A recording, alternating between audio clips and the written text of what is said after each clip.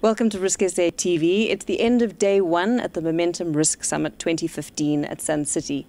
I'm here with Dr. Adela Osman, Chief Medical Officer of Momentum. We heard from you today, Adela, on an amazing array of how technology is completely revolutionizing our responses to critical illness and why critical illness cover products have changed a lot in response. Talk me through a little bit of how why those changes have taken place and what the changes have been. So it is actually quite an interesting topic, because if you think about where the products actually started and how they evolved, initially we only covered 4 conditions, and we covered cancers, heart attacks, strokes and bypass grafting. And what we did was we looked at conditions at the end stage, because that's when they were diagnosed. And then what happened is medicine, or our focus in medicine, changed quite significantly, and now we were starting to approach things from a more preventative aspect. And so, like I said in the presentation, why fix something when we can prevent it from happening?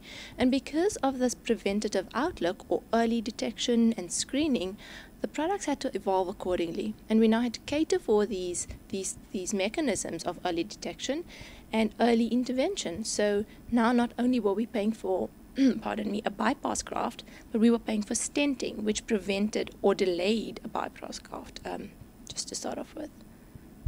So you also spoke about the way that definitions have changed and how technical that's become. Could you share a little more on that? So Marius Barnard once said that he thinks that you need to have a medical degree just to be able to read a critical illness product, and I kind of agree, but it is actually quite essential, because we're marrying 2 areas. So it's a policy contract along with medical technology, and in order to clarify and be fair to our clients and explain to them exactly what is covered and at what stage it's covered, the definitions do become quite complex. You do need a little bit of assistance, I think, to get through them. But, you know, we had initiatives like the SCIDEP, which tried to simplify and clarify definitions, and also help brokers and clients to be able to compare payout levels for the different conditions. So the definitions, I think, will always be a little bit complicated, and it's best to discuss these with your financial advisor, who has probably a better idea of why they are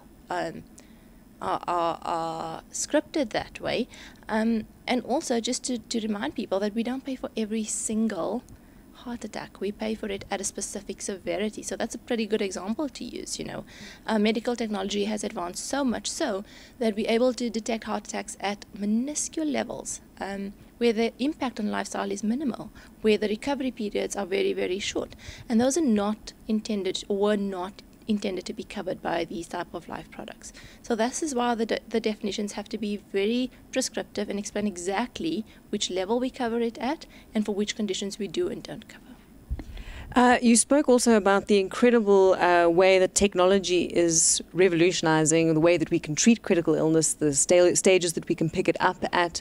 What are some of the key technologies that are enabling this kind of change?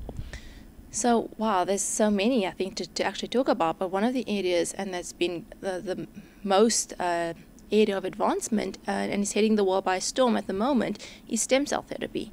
And this is basically, whether it be adult stem cells or embryonic stem cells, but where we're able to use these cells, put it through some sort of process, and thereby inject it back into the system, and these cells take on a new form and now be able to now repair tissue that was originally damaged. So stem cell therapy is definitely an area of significant advancement.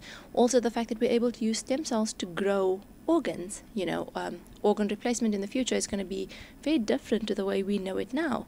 So some of the biggest problems with having organ failure or requiring another organ is that you usually need to go onto a very long waiting list.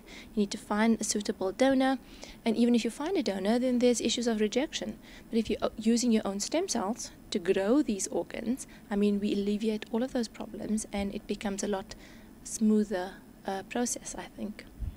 So on the topic of technology, why is it that we may see lingerie disappear forever and the design of the bra change to a much more practical format? So actually, I think a lot of it has to do with the fact that medicine is moving into an area where we we are involved in constant monitoring. I think the world is obsessed with data and constant monitoring and evaluation.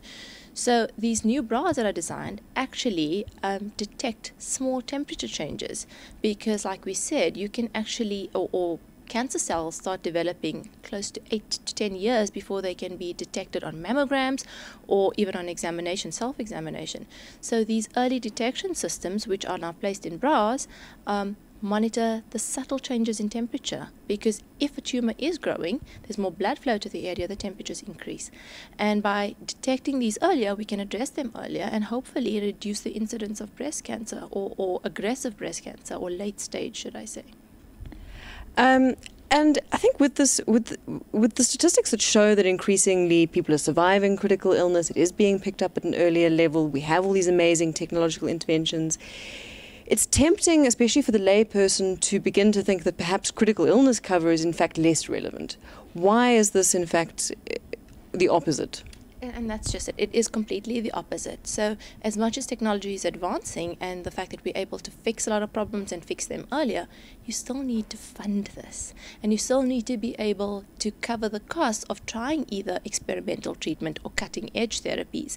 Because medical aids routinely are great for your prescribed benefits, but in terms of experimental treatment or new age therapies, they don't always cover those costs. And in order to have access to these phenomenal technological advances, you need to be able to fund it. And the critical illness benefit still remains the best solution to be able to do that. Brilliant. Thank you very, very much for your time.